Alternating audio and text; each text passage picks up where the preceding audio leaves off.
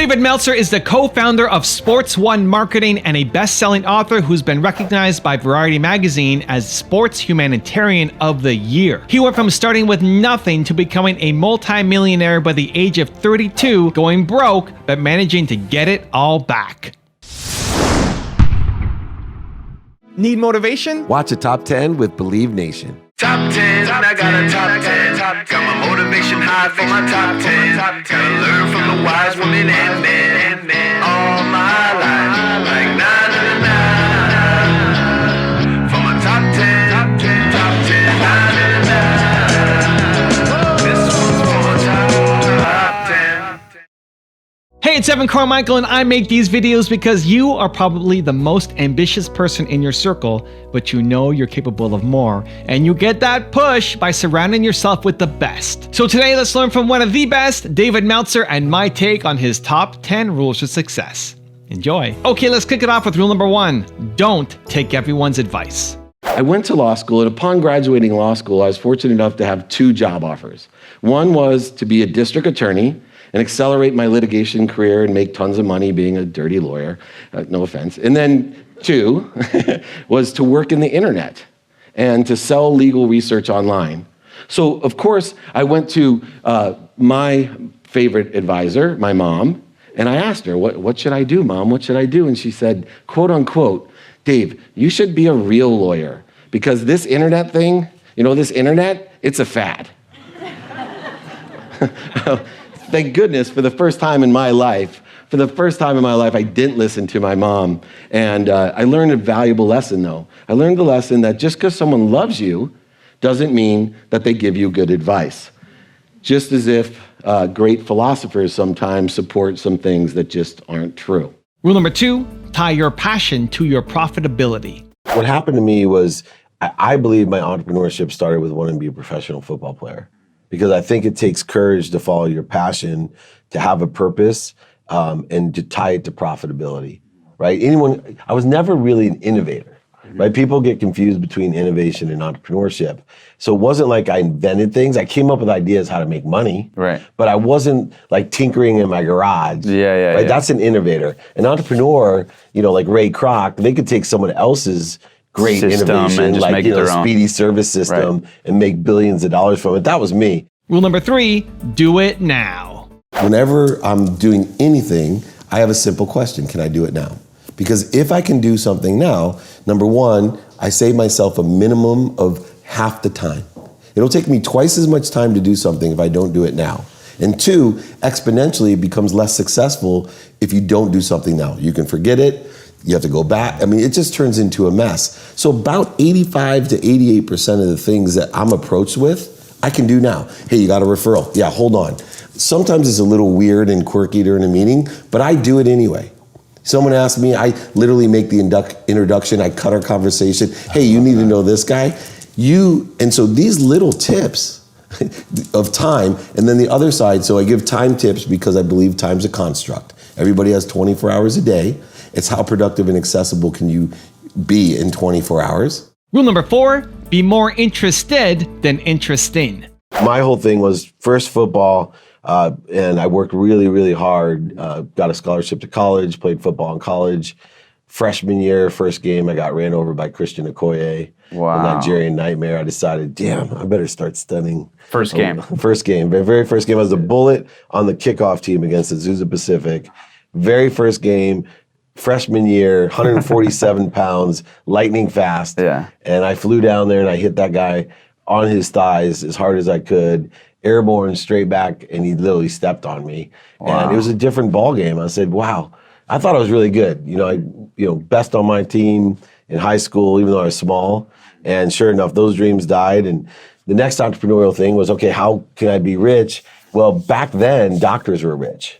And so I thought I'd be a physician. I go over and visit my brother. He was at the hospital and he was doing his residency, brilliant brother of mine. And I said, man, I hate hospitals. Yeah, just the energy is just the energy. I'm an empathetic. Right. What that means is I feel things. That's why I cry a lot. Gary Vee is a friend of mine and a mentor, and I joke around. Gary, you swear to get people motivated and connect to you emotionally. Me, I cry. Right, yeah. I'm a 50-year-old crybaby, and I'll probably cry 3 times in this interview. Let's do it. I've already got choked up, but I went there. I told my brother I hated hospitals. He gave me the best piece of advice, and people see this on the internet. You probably have heard it, right? He looked at me. He goes, "Be more interested than interesting." Right? Like, I was 18 years old. I had no idea what it's like to be a doctor, and that really sticks because as an entrepreneur, so many people think they have a dream, right, and they haven't been more interested than interesting. I can't tell you, when I ran Lee Steinberg, we'll get there, but right, yeah. CEO of the most notable sports agency in the world, right? Jerry Maguire, Any Given Sunday, For the Love of the Game, Arliss, so many kids, 18 years old. Oh, Mr. Meltzer, I want to be just like you. I want to be a sports agent. And I think to myself, it's like idiot over here at 18 saying I want to be a doctor, but I hate hospitals. Right, yeah. Right? They may hate everything it takes to be a sports agent, but they're not more interested than interested. Hey, this is Dave Meltzer, and I'm going to read my favorite paragraph of my friend Evan Carmichael's book, Built to Serve. Here's the secret. Dream big, act small. It is important to dream big. Your big dreams will motivate you. It'll inspire you to keep going when things get tough. It'll be a rallying call for your partners, suppliers, customers, and future employees. Keep a hold of your huge dream and then act small. Find the smallest possible way to get started, to take the first step, to get some momentum going.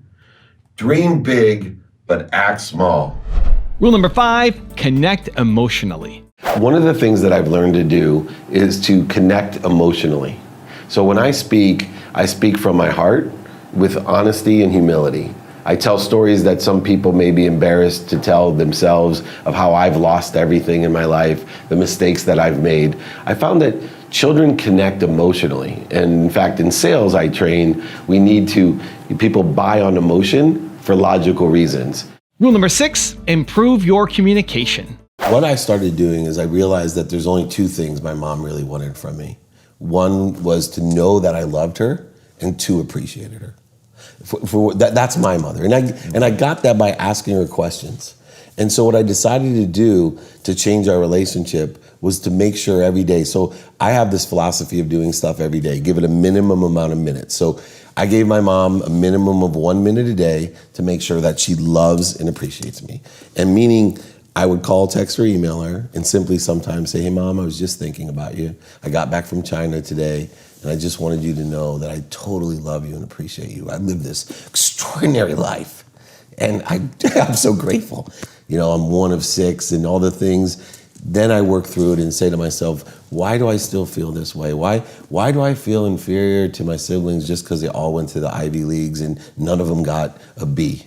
Why? I'm 50 years old. I have my own beautiful family. Why do I have this energy about me that I literally know? It's not easy for people to say the truth, that I know. And here's the best thing about it. My brothers are they're super accelerated, like humans. They're amazing, right? Harvard, summa cum laude, amazing. And what's funny is, my brother that went to Harvard, who's extremely enlightened, he's a rabbi now.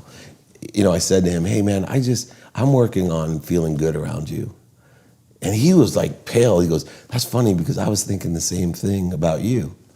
Like that in fear. And I go, and I hope you take it as a compliment because I just think the world of you and I want you to think the world of me. Those type of effective communications can open up and allow you to work through why you feel certain ways, because it transcends. If you feel that way with your siblings or your parents, it's worse for people you just met. You're trying to prove yourself. One of the energies I carry that ruined me was I had an energy that I was stupid.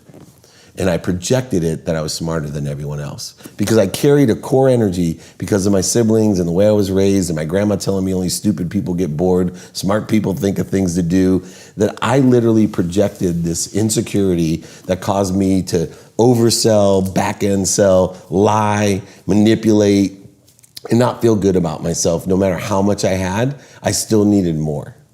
And it was for myself to prove that I was smart enough. Rule number 7, apply yourself to your passion.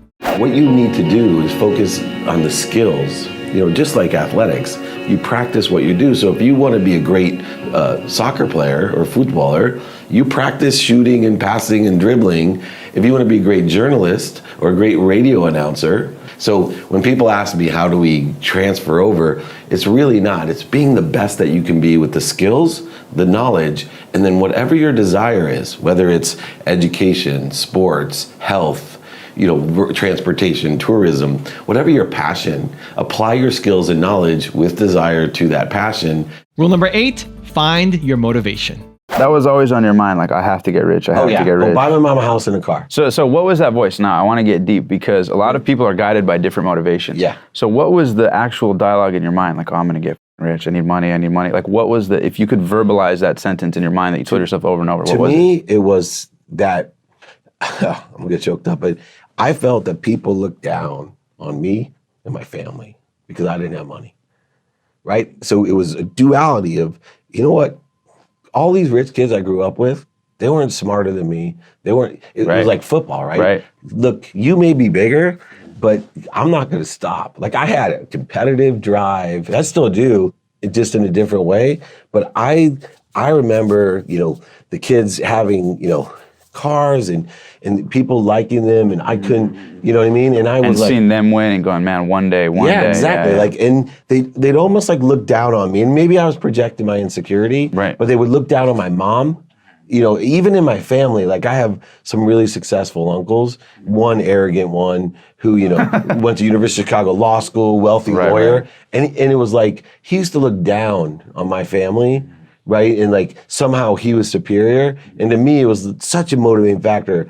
Dude, if it's about making money, trust me, I'm gonna make money, and I'm gonna buy my mom a bigger house than you'll ever own. I'm gonna buy mom a nicer car. That was me. Rule number 9, take accountability. What I find is the people that can take accountability often have to really overcome something like that thing they really don't want to talk about, and they still have to take accountability for that.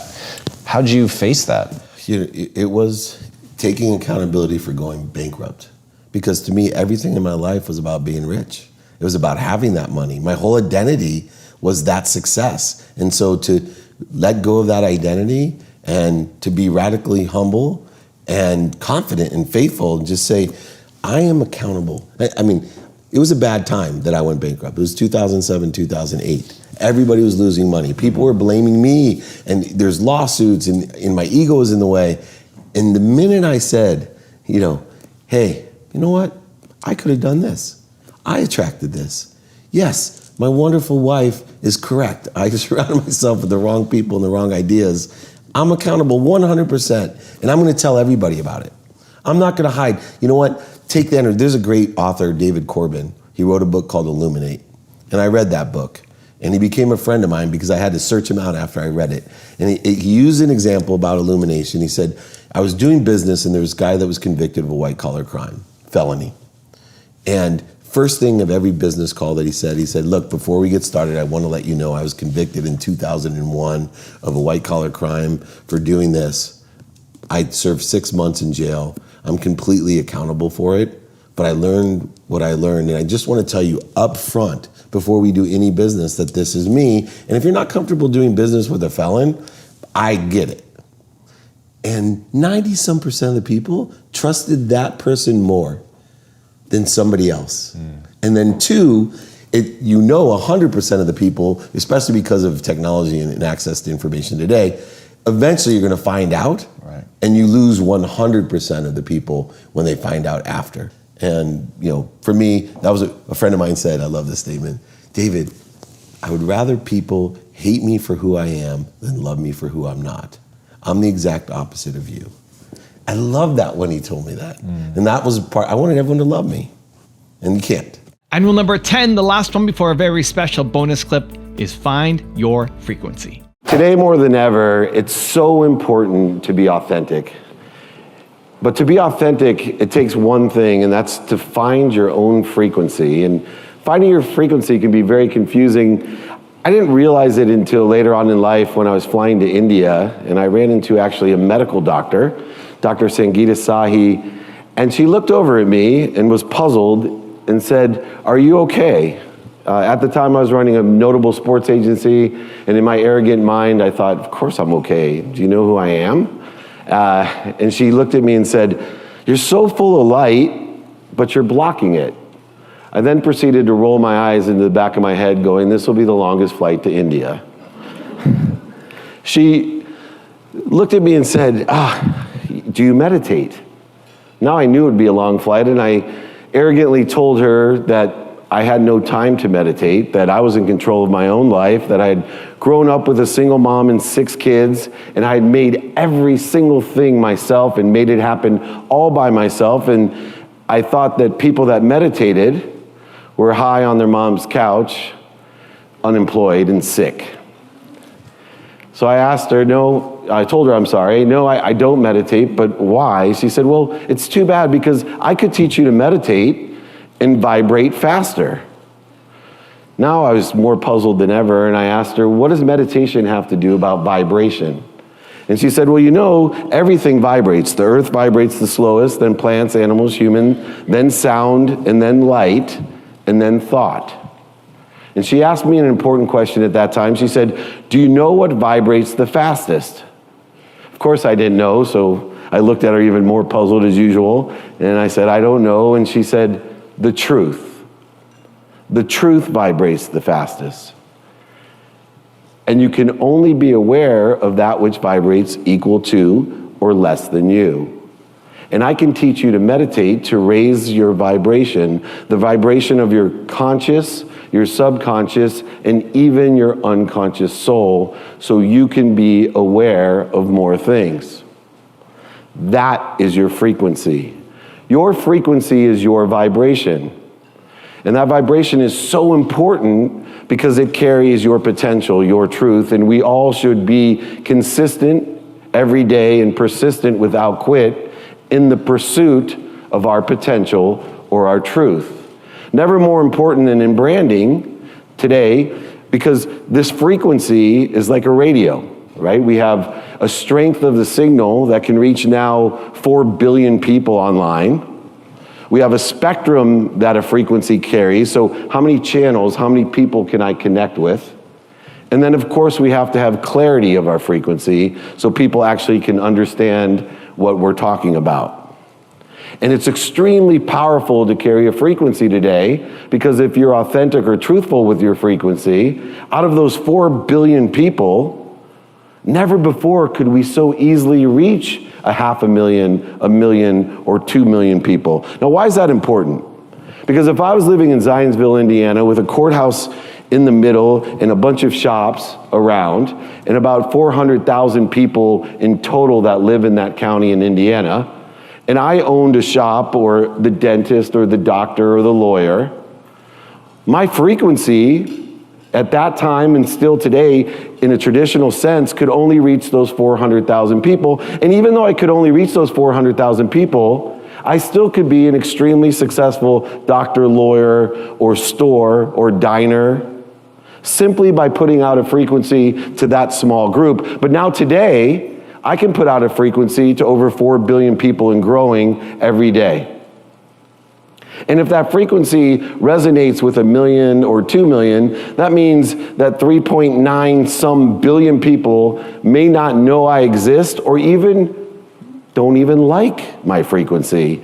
But yet I can be more successful than ever and reach more people than ever that are aware or like the same frequency.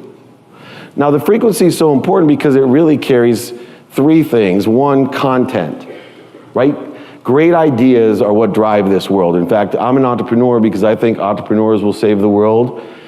Worldwide entrepreneurs will figure out the solutions that are existing all around us. Great ideas last forever. If you don't believe me, go on YouTube and look at what has 470 million views. Mickey Mouse, right? Mickey Mouse started as a whistling mouse, black and white, on TV, right? On movies, flipping cards, and yet today, on a completely different way to access that medium, access that content, on any medium, Mickey Mouse will still thrive because it has a high vibration, it has a frequency, it holds a truth that no matter what we watch it on, people like it. They are attracted to that frequency. Now, it's really interesting today with those frequencies because we look at social media as the only aspect of carrying that frequency. I actually take a different approach. I believe, as Shakespeare did, and as you like it, that everything is a stage. And it's so important if you are branding yourself or branding a brand or an athlete, a celebrity, or an entertainer, that you understand the world now truly is your stage. This live audience here of a few hundred people is terrific. But if I capture it correctly with the cameras around me, I amplify it in the correct manner and perpetuate it, quite possibly up to 4 billion people will view that content, and I can monetize it. The idea of the stage theory is that anything we do can be captured, amplified, and perpetuated, just as we have so many different things. Social media is just an extension of a brand. It's not the actual content, it's actually not the actual access, and it's definitely not the medium. It is the most important thing that we do is the content, not the amplification or the perpetuation of that content, and we're getting confused. When I travel around and young people say to me, oh gosh, what do you want to be? You know, when I was a famous sports agent, people would always say, I want to work in sports, and I'd laugh and say, you have to be more interested than interesting. But now it's even worse because people come up to me and say, I want to be an influencer. I want to be an influencer of what? Of great content? Yes, that's what we want to do. We want to vibrate faster. We want others to be aware of the truth. And we want to be of service. We want to do good deeds, all the different things that we've talked about today in order to perpetuate those great ideas that have lasted forever. And the amplification and the perpetuation of that idea is incredible today, but it's still, the social media is just the extension. So radio, print, TV, newspapers, all are important forms of medium. It's so funny today, most kids don't watch TV. Most millennials that work for me today don't have a subscription to cable. But yet, if you have a show on TV and you capture it and amplify it in digital media, you have credibility. You have an emotional attachment. Somehow you surpass the reasons why they should be watching you, the impact you can have on them, and an extreme capability of vibrating faster and finding your own frequency. It's also important to find your own frequency because of all the noise. If you know your frequency, the noise doesn't matter. The biggest tragedy I see is everybody wants to have a frequency but please everyone. That's impossible. Now I've got a special bonus clip from David on how to understand empathy that I think you're going to enjoy. But before that, it's time for the question of the day. I want to know, where do you need to take more accountability in your life? Let me know. Put it down in the comments below. And if you made it this far in a video, you're still here watching, I want to celebrate you because Believe Nation, we don't just watch videos, we do something about it. So if that's you and you commit, you promise you're going to take action immediately after watching this video, give me a hashtag Believe down in the comments and tell me where you're from because I want to celebrate you. Now, empathy is a lot trickier than gratitude because empathy most people think of as sympathy. They think, oh, I feel so sad for you. But I'm here to tell you that you cannot feel sad enough for someone to make them happy. You cannot feel sick enough to make them well, and you definitely can't be poor enough to make them rich. Empathy is so much more powerful. Empathy is forgiveness. And guess who we have to forgive? That's right, ourselves.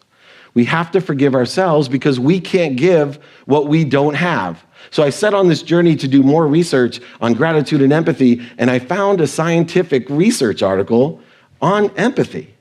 And it talked about negative energy and holding grudges, and how holding grudges and negative energy affects not only our bodies, right? It changes our cardiovascular system, our sympathetic nerve system, all these physical things in our body, but it also changes our mind. It creates anxiety and stress. And furthermore, it actually changes our emotions, our soul. By providing empathy or forgiveness to others, we actually can feel compassion for the negative energy that's been perpetrated on us.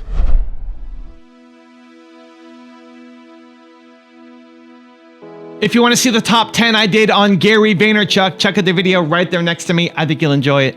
Continue to believe, and I'll see you there. I have definitely suffocated excuses better than a lot of people, which is really the biggest reason so many people who are listening right now are not winning.